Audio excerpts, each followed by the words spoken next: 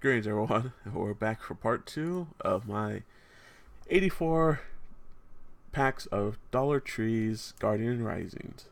And the first half wasn't too great, but hopefully the second half's a little bit better.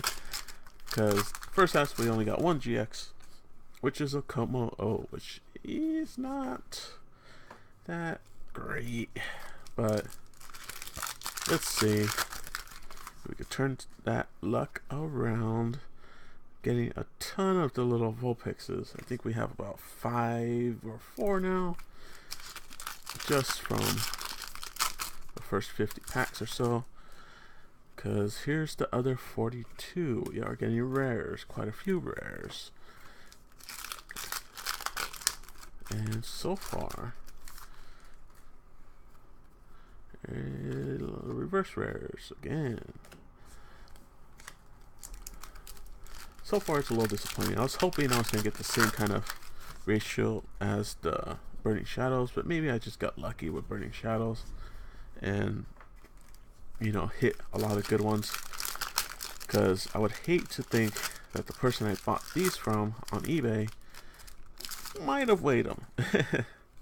Because, yeah, granted I am getting some reverse foils and stuff, which I would assume weigh a little more than a regular card, and or weigh probably just as much as a GX, I would assume. Anyways, but I have no idea, so I am just taking the guy's word on the eBay listing saying that these are unsearched and unweighed. So hopefully he is correct and we start getting a lot of hits on these. But starting off, the rares, I mean the Garbodor is of value, but at least I would like a reverse foil of him instead of just a regular.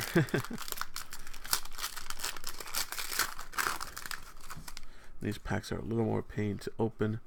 We do get a reverse rare along Golem, which is not bad. I did have him in my deck for a short time until I started getting more Tapu Kokos and really focusing on the Tapu Koko Acerola switch setup, which for anyone that doesn't know, pretty much Acerola, you make sure you always have a Tapu Koko in your hand, because when the one on the field takes damage, usually you want to put a Fighting Fury bout on him so he has about 200 health and more damage, so he could take a hit. Ooh, nice. So we get a Toxapex full art, so we do get a hit early on and a full art nonetheless, which I already have one of these, but another one is really cool because I do like these full arts. But like I was saying, the thing with Tapu Koko is when he comes onto the bench, his ability lets you pretty much pick up, I believe it's up to 4 or 5 energy, if not all energies, on your Pokemon in play, and put them onto him. And his costs are pretty cheap. He's only pretty much 3 energy, which is a double lightning and colorless, which is pretty easy. I mean, three energies is not that bad to get out there and to set him up pretty much. Because as soon as you have him with your energies, I always try to get at least 4 on him, just because if my opponent decides to knock off 1 or 2, at least in the next turn I could go ahead and put another one back on him and keep attacking with him. And like I said, with the Fighting Fury bout, he's at 200 HP, so he could pretty much take a hit from anyone and survive. He has no weaknesses, no resiliences either, but no weaknesses is the most important one. We had a double Delibird. That's awesome. So no weaknesses. He's not going to take double damage from anyone. They have to just do straight damage probably a choice band most likely, and that might take him out, but most likely he's not. And if he does take damage, if you got another one in your hand, you throw him back onto the bench, take all the energy from your active Tapu Koko, put it on the new Tapu Koko. Nice, another jump off. Oh, he's a foil. And then you use a Acerola to pick up the Tapu Koko that has damage on him, put it in your hand, and now he's ready to do the same thing again. So you always try to keep a Tapu Koko in your hand, because once your active Tapu Koko takes damage, you go ahead and summon the new one, Machamp, and take all the energy from the one that has damage and your active and put it on your new one. And then you also get, of course, your Fighting Fury bout if you have one on him. Oh, what the heck? One of these is upside down. Comfy. He looks miscut too. Let's check him out right now. Oops. Yeah. Yeah, it is miscut a little bit. It's a little lower, if you can see, compared to the top. The bottom is a little bit thinner. From the front, you could definitely see it with the yellow, a lot more on top. Even on the right, it's off cut. Is it off? No, everything else is pretty on it. But yeah, this little guy got off cut. Nice. But like I was saying with the Tapu Koko, yeah, so you just, you know, you run 4 Acerolas. If you want, you can run a Tapu Lele, so then you can always have an Acerola ready to go. You know, but I don't run a Tapu Lele, mostly because it takes up a spot on the bench, which if my opponent, nice, and we get a Sylveon GX, which I was talking about Sylveon in part 1. Excuse me. Like I was saying, I don't really run a Tapu Lele because I try to keep my bench open, besides maybe having one other Pokemon on there so that could take some hits. Most of the time I'll have a Jolteon on there, so if I start going against a when I have time to throw some extra energy on another Pokemon, I usually throw it on the Jolteon, because most of the time I'm fighting, you know, most GXs and EXs are basics, or at least EXs are basic most of the time. There's a few GXs, of course, that are basic, but the Jolteon EX has the ability to not take any damage while also giving damage from any basic Pokemon. So he just chips away, and he's my little wall for when I go against some basic Pokemon. And most of the time, when I use that strategy online, at least, after 1 or 2 times, you know, I start hitting them and they realize, you know, hey, I'm not going to be able to hit this Jolteon, they pretty much forfeit, because all they got are just basics. Ooh, a Vikavolt. And yeah, the Beware was a rare. But yeah, so that is usually what happens. Nice. So we are hitting some GXs now. So I guess they were all in the bottom packs. So it's coming out pretty good. But yeah, so that's what I do with my Tapu Koko. That's what a lot of people do with their Tapu Koko deck. I run mine a little different.